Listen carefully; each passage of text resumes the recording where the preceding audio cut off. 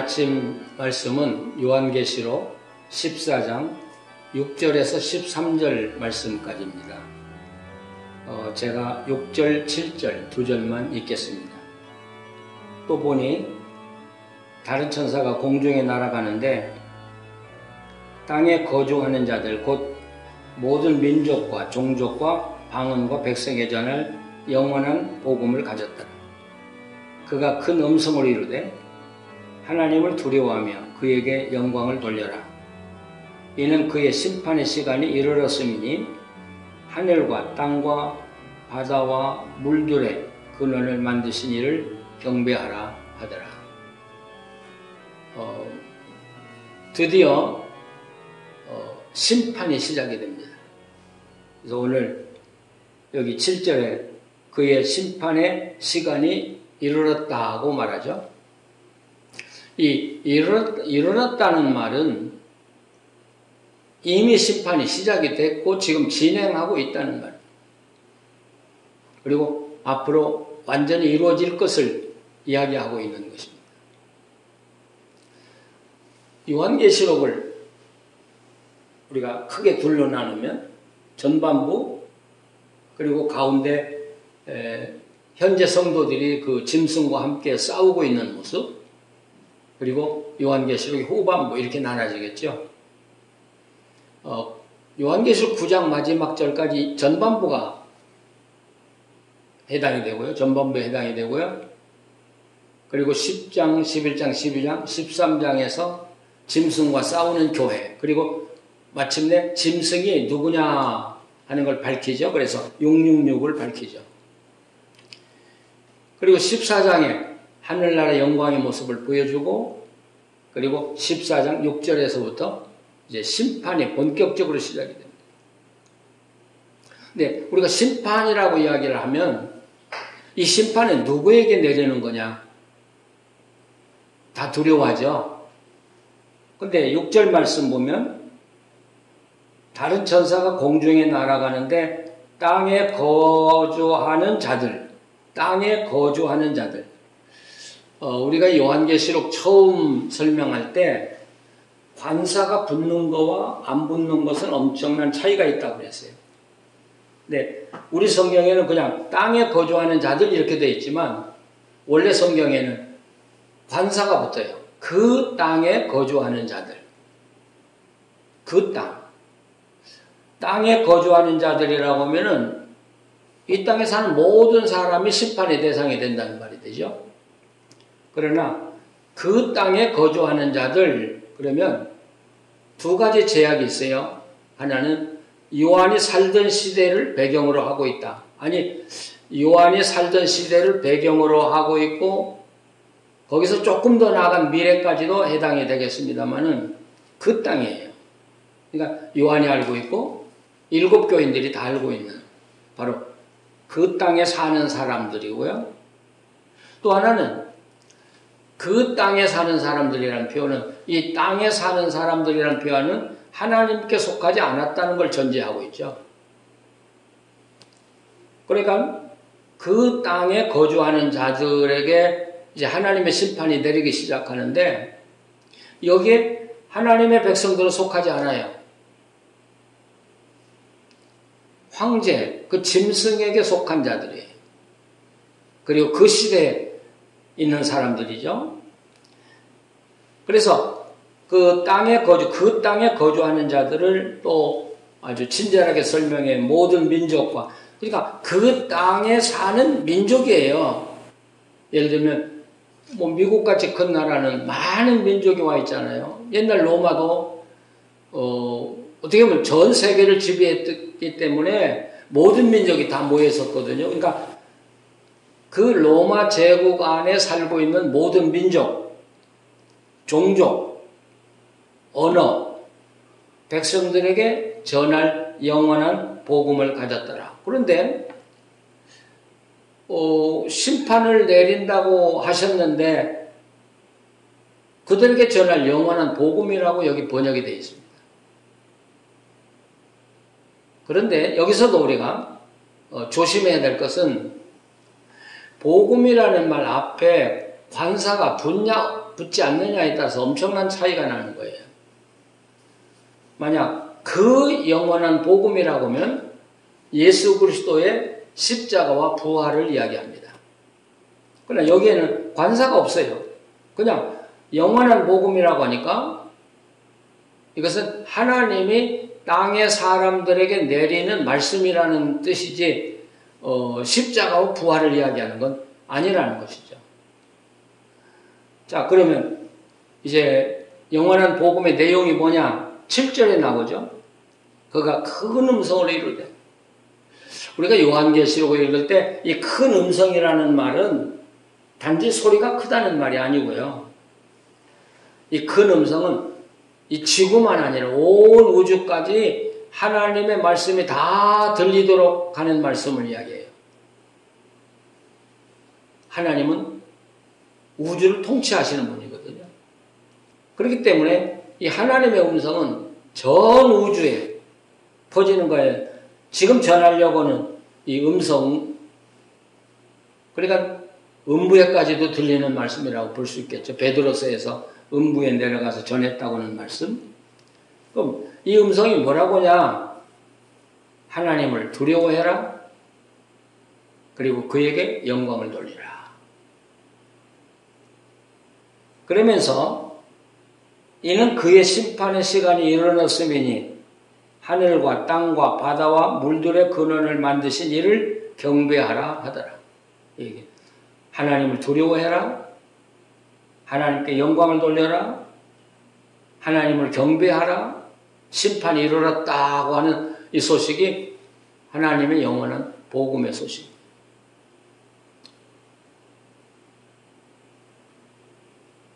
우리가 지난번 이야기할 때 이 나팔 재앙까지는 회개하도록 촉구한 그런 징계인데 이제 대접재앙에서부터는 회개하도록 촉구하는 내용이 아니라고 그랬습니다. 그러나 여기서는 심판이 시작이 되면서 마지막으로 하나님이 외치는 말씀 같아요. 그래서 하나님을 두려워해라. 그에게 영광을 돌려라. 그리고 하나님을 경배하라. 두려워하라는 말은 경외하라는 말이죠. 경외. 하나님을 존경하고 높이라는 이야기죠.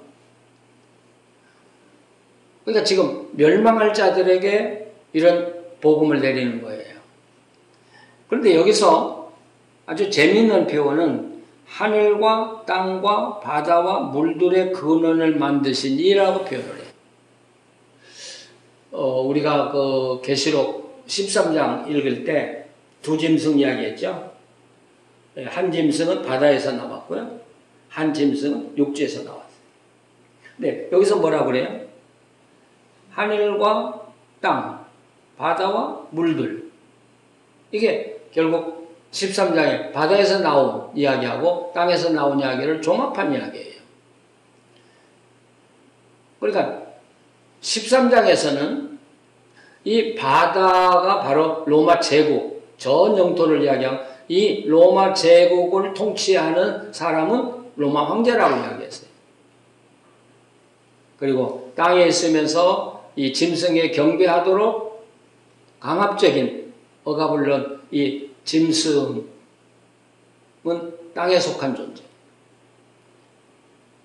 그러니까 이 두 존재가 결국 로마 제국을 다 통치하고 있다는 이야기죠. 그런데 여기 성경에서는 아니, 하늘과 땅을 만드시니, 바다와 물의 근원을 만드신 그분이 하나님이라는 거예요. 그러니까 그 당시에 온 세계를 지배한다고 큰 소리를 치고 있던 로마 제국과 황제들의 말을 한순간에 엎어버리는 거예요. 이걸 만드신 이는 하나님이시고 지배하는 이도 하나님이시라는 말씀이에요. 그렇기 때문에 이 땅에 사는 사람들이 경배하리는 누구밖에 없어요? 오직 하나님밖에 없는 것이죠. 근데 우리가 여기서 하나 덧붙이고 싶은 게 있어요. 큰 소리로 백성에게 전할 영원한 복음을 가지고 와서 전파했는데, 물론 이건 심판을 받는 자들에게 하나님을 경배하라고 촉구하는 것이죠. 그러나 동시에 이것은 구원받은 사람들에게도 선포하는 내용이라고 말할 수 있을 것입니다. 심판하고는 아무 관계가 없어요. 그러나 다시 한번 하나님께 영광을 돌려라. 예, 당신네들이 예수 그리스도 이름으로 구원받고 시온산에 선 이 영광을 생각하면서 심판을 면하게 된 것을 생각하면서 하나님께 찬양하고 두려워하고 경배하라는 말로 또 해석할 수 있습니다. 이제 두 번째 천사가 지금 또 나옵니다. 여기서 또 다른 천사, 그러니까 학자들은 이 앞에 나오는 천사들과 다른 천사냐 뭐 이 문제 가지고 이야기합니다. 그런데 여기에 나오는 천사는 아마 이 요한계시록 앞에 나오지 않았던 전혀 다른 천사라고 보는 게 좋을 것이죠. 그 사람들이 뒤따라 나와서 큰 소리로 온 우주가 다 들리도록 외치는 거죠. 무너졌도다, 무너졌도다. 큰 성 바벨론이여 모든 나라에게 그의 음행으로 말미암아 진노의 포도주를 먹이던 자로다 하더라. 무너졌다, 무너졌다. 누가요? 큰 성 바벨론이. 여기 바벨론 하면 뭐 이미 무너지고 없는 거예요, 지금. 그러나 이 요한계시록이 박해 속에서 써진 책이라는 것이죠. 그러니까 로마가 무너졌다 그렇게 말하면 큰일 나죠. 그래서 이 박해 시대에 성도들끼리만 통하는 암호로 바벨론 그러면 그 당시에 성도들 로마가 무너지는구나 이렇게 알고 있다는 사실이죠. 로마가 무너진다는 것이죠. 이 무너진다는 말도 지금 무너지고 있다는 이야기예요. 그리고 언젠가는 완전히 무너질 거라는 이야기예요. 그럼 바벨론이 왜 무너지냐? 왜 망해야 되냐? 이제 이야기가 계속 나옵니다만은 두 가지가 있어요. 앞에서는 교회를 핍박하고 성도들을 핍박하고 죽이기까지 한 살해한 죄 때문에 하나님이 이 나라에 책임을 묻겠다는 것입니다. 두 번째는 모든 나라에게 그의 음행으로 말미암아 우리가 14장 1절에서 5절 말씀을 읽을 때 이미 생각했었어요. 음행. 이건 황제 숭배를 이야기한다고 그랬어요. 황제 숭배에 굴복해서 결국 황제가 주는 모든 세상의 영광을 다 누리는, 그러면서 예수 그리스도를 배반하고 복음을 떠나는 사람들을 바로 영적인 간음이라고 이야기를 했습니다. 그러니까 이 로마는 로마 황제가 통치하는 로마 전 제국에 이 음행을 퍼뜨렸다는 것이죠. 첫째는 영적 간음을 퍼뜨렸고 두 번째는 육신적으로 음탕하게 살게 만들었다는 사실. 여러분, 역사적으로 독재자는 이 향락과 음란한 생활을 조작합니다. 그래서 사람들을 하여금 그런 데 빠져 살게 하고 그리고 정치에 관심을 갖지 못하게 하는 것이죠. 또 그런 죄를 짓고 음탕한 삶을 살게 함으로써 이들은 목줄기가 잡히는 거죠. 자기들이 약점이 잡혔기 때문에 절대로 항거할 수가 없는 것이죠. 바로 이거 로마가 썼던 전술이고 오늘도 독재자들이 쓰고 있는 전술입니다. 그러니까 온 세상에 이런 악행을, 이런 음란한 짓을 퍼뜨려, 영적으로나 육적으로 음란한 생활을 퍼뜨려서 가정이 파괴되고요, 나라가 파괴되고, 그러면서 자기들의 배를 채우는 이런 악한 자들을 하나님이 용서하실 수 있겠냐는 거죠. 끝까지 참고 기다릴 수 있겠냐는 것이 이제 더 이상 기다릴 수 없다는 것이죠. 그래서 이 음행을 뭐라 그래요? 진노의 포도주를 모든 사람들에게 먹인 자다. 우리 몸에 질병이 생기면, 몸이 약해지면 병의 근원을 찾습니다. 그리고 그 병의 근원을 제거하려고 합니다. 하나님 보실 때 하나님이 만든 이 땅과 하늘인데요. 이게 병들었어요. 그래서 다 죽어가요. 그렇다면 그 질병의 근원지를 찾아야 가야겠죠. 그 근원지가 바로 이 로마라는 것이죠. 그래서 이 진원지를 제거하려고 하는 것이 하나님의 뜻이라는 것이죠. 여기 9절에 보면 또 다른 천사, 그 셋째가 그 뒤를 따라서 큰 음성을 이루되 만일 누구든지 짐승과 그의 우상에게 경배하고 이마에나 손에 표를 받으면 그도 하나님의 진노의 포도주를 마시려니와. 제가 처음에도 이야기했죠. 하나님의 관심은 승리하고 이긴 성도들이에요. 두 번째 관심은 승리하고 이 하나님의 반열에 섰던 사람들, 은혜도 맛보고 성령도 체험한 사람들이 강압에 의해서 또는 세상의 유혹과 먹고 사는 것 때문에 하나님 버리고 짐승을 따라가는 사람들이 있기 때문에 그들을 경고하고 그들의 믿음에 굳게 서도록 하기 위해서 이 요한계시록을 썼다고 이야기합니다. 그래서 오늘 다시 이야기하자면 누구든지 예외가 없습니다. 누구든지 짐승과 그의 우상에게 경배하고 그 이마에나 손에 표를 받으면 지금 요한계시록 이렇게 보면요. 요한계시록의 중심이 좋다는 이야기가 아니고요. 나쁜 면에서 요한계시록의 중심은 666이에요. 4장에서부터 계속 이 교회가 지금 핍박을 받고 박해를 받고 순교를 당하는데 이게 누구 때문이에요? 바로 짐승 때문에, 그 짐승 때문에, 666 때문에. 그래서 13장 마지막에서 바로 그 장본인이 그 짐승이고 그 짐승이 666이라는 말을 했죠. 그리고 이제 14장 6절에서부터 심판이 이루어지는데 여러분 표현을 자세히 보세요. 그 짐승 그리고 그의 우상 이 요한계시록 13장에 나오는 두 짐승 이야기죠. 그 두 짐승을 경배하고 이마에 표를 받은 자들이 그 짐승과 함께 어떻게 망하는가를 보여주는 책이에요. 요한계시록. 그러면 이 요한계시록의 이 책의 초점은 그 짐승에게 있어요. 666에 있어요. 그래서 이런 박해와 이런 고난을 이기고 성도로 하여금 끝까지 승리하도록 하려고 하는 것이죠. 자,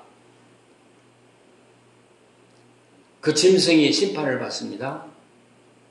그리고 그 짐승을 따라갔던 사람들, 예수님 따라가던 사람들이 변질돼서 그 짐승을 따라가요. 그리고 그 짐승을 경배한 자들, 그들에게 하나님은 진노의 포도주를 먹일 것이다.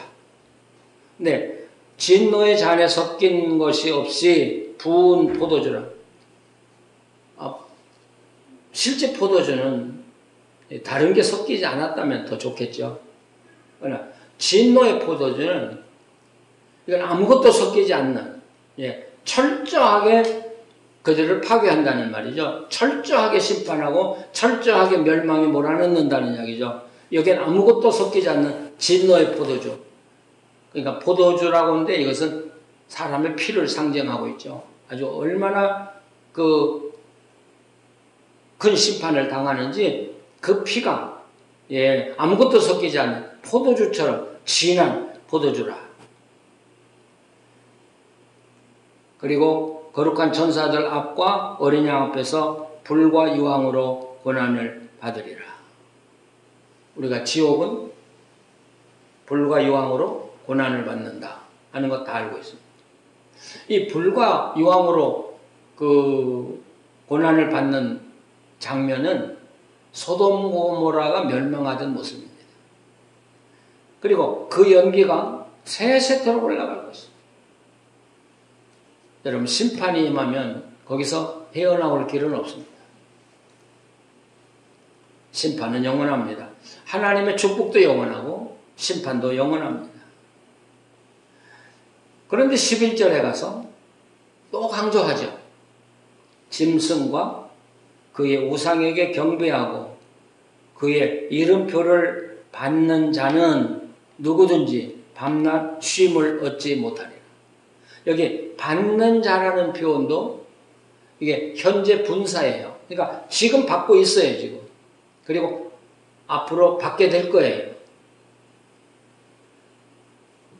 여기서도 그 짐승과 그 우상에게 다시 포커스가 가 있잖아요.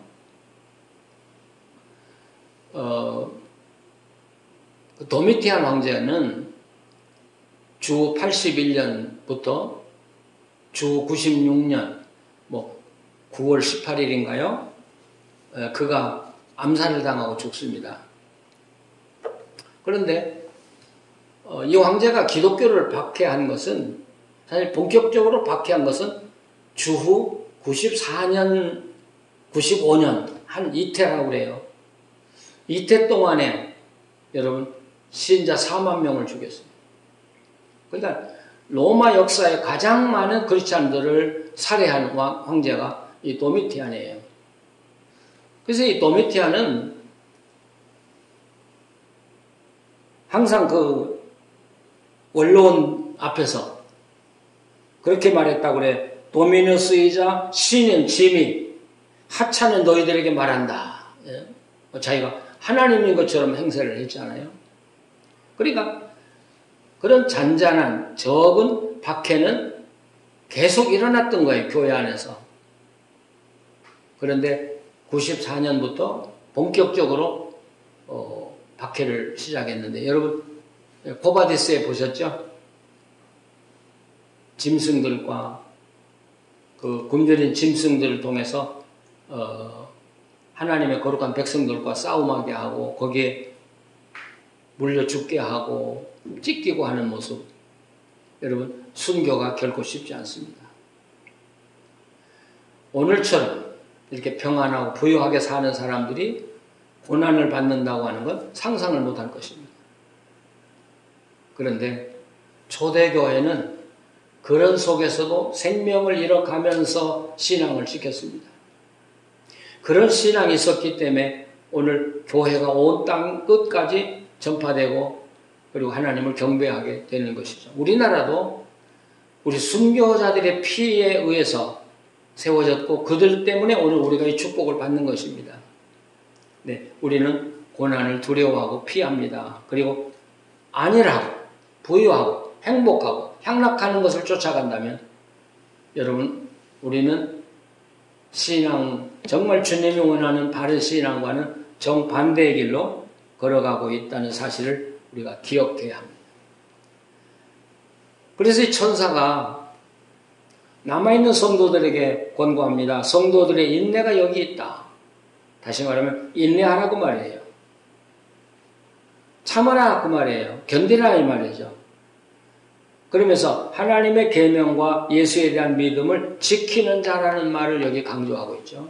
어렵지만 인내하고 하나님 말씀과 예수 그리스도에 대한 믿음을 끝까지 지켜나가라. 예, 끝까지 지켜나가고 이기는 자가 되라. 그러면서 13절에 보면 끝까지 이기고 승리한 성도들에 대한 위로의 말씀이 나옵니다. 또 내가 들으니 하늘에서 음성이 나서 이르되 기록하라. 지금 이후로 주 안에서 죽는 자들은 복이 있다. 지금 죽어가고 있어요. 앞으로 더 많은 사람 죽어갈 거예요. 그렇게 말할 때 성령이 이르시되 그러하다 그들이 수고를 그치고 쉬리니 이는 그들의 행한 일이 따름이라 하시더라. 예, 하나님은 우리를 보고 계십니다. 우리를 계수하고 계십니다. 또 우리를 기다리고 계십니다.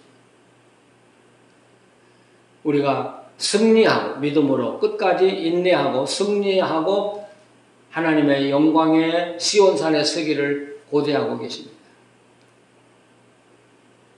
우리들의 신앙이 너무 많이 해이해졌습니다. 너무 안일해졌습니다. 너무 타성해졌습니다.